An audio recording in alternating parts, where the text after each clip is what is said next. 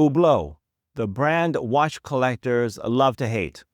For years, they've been the internet's punching bag. But here's the question, is the hate justified? Or are we simply repeating what we heard on a forum in 2015? I tracked 1,753 days of market data to find out, and the answer might surprise you.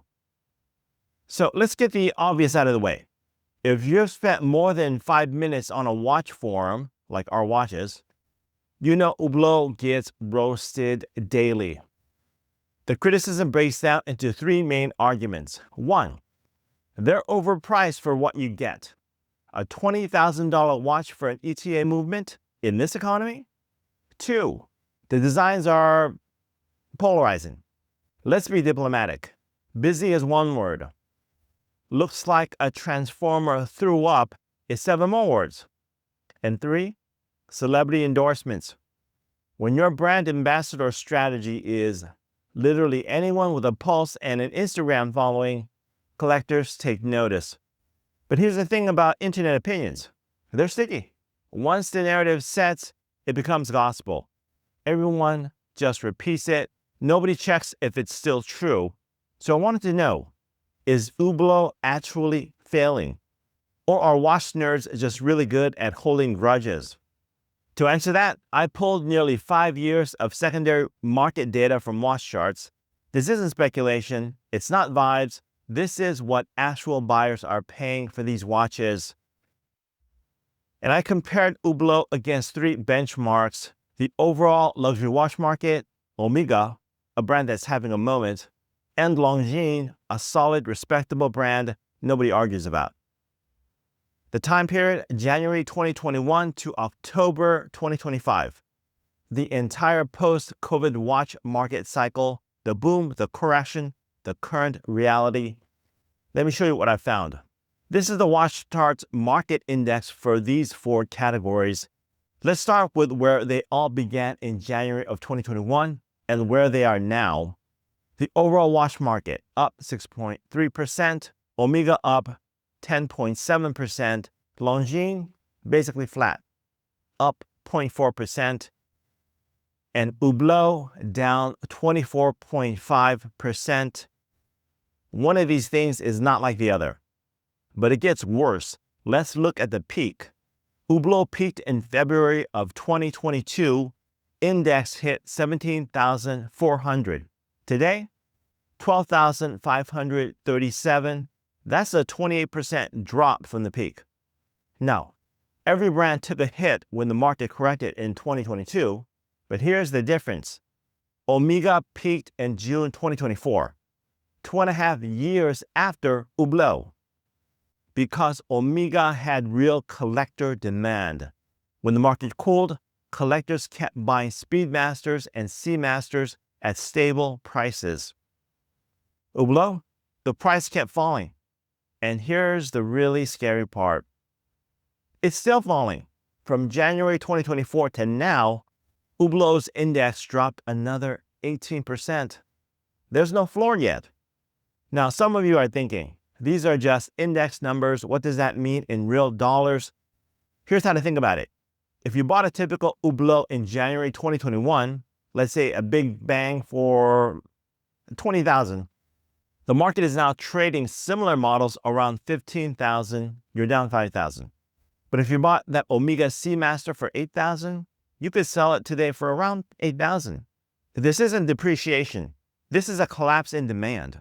3 things jump out from this data. Number 1, Hublot crashed early. They peaked in early 2022 and immediately started declining.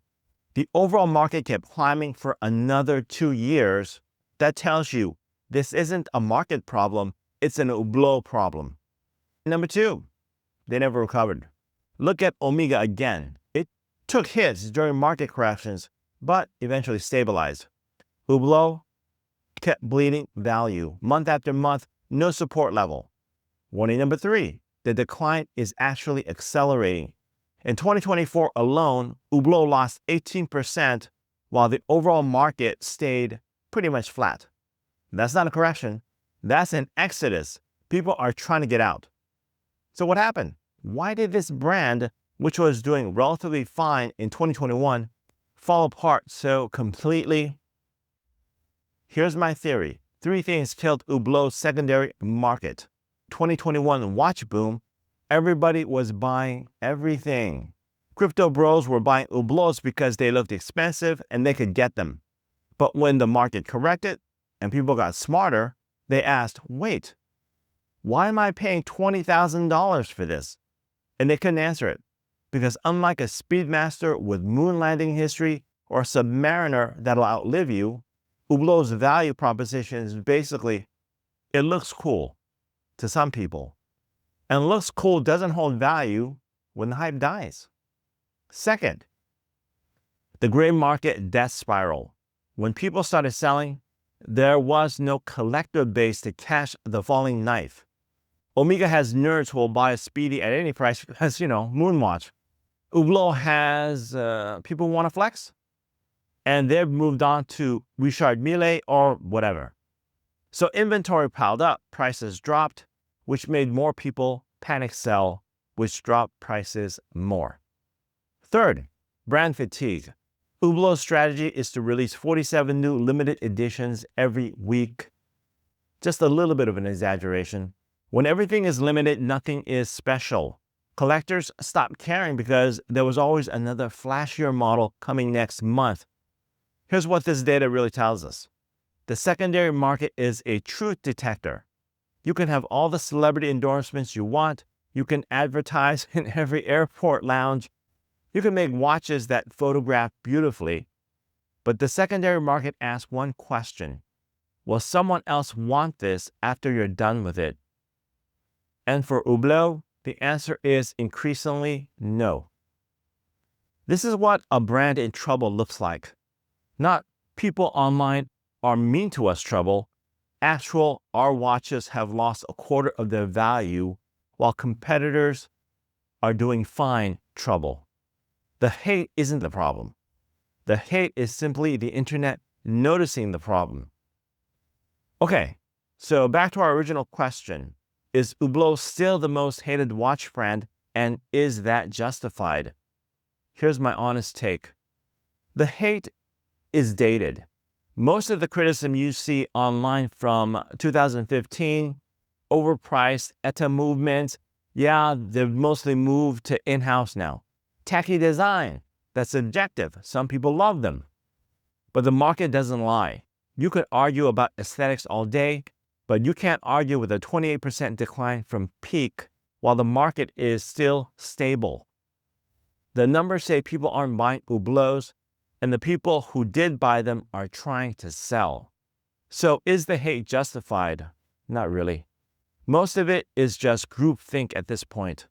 Watch forums are basically just 500 guys agreeing with each other that the Speedmaster is the only watch that matters. But are the concerns valid? Yes, absolutely.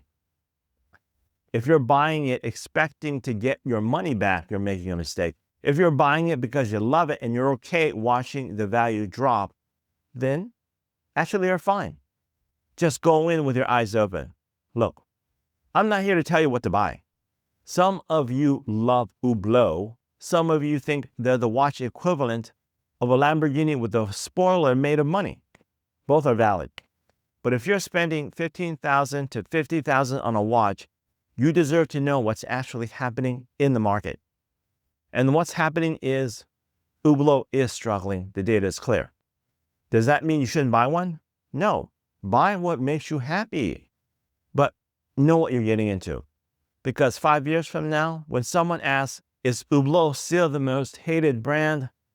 The answer might be no, because no one's talking about them anymore. Okay, that's it for this one. And if you made it this far, you're a watch nerd. Subscribe. You know you want to. And I'll see you in the next one.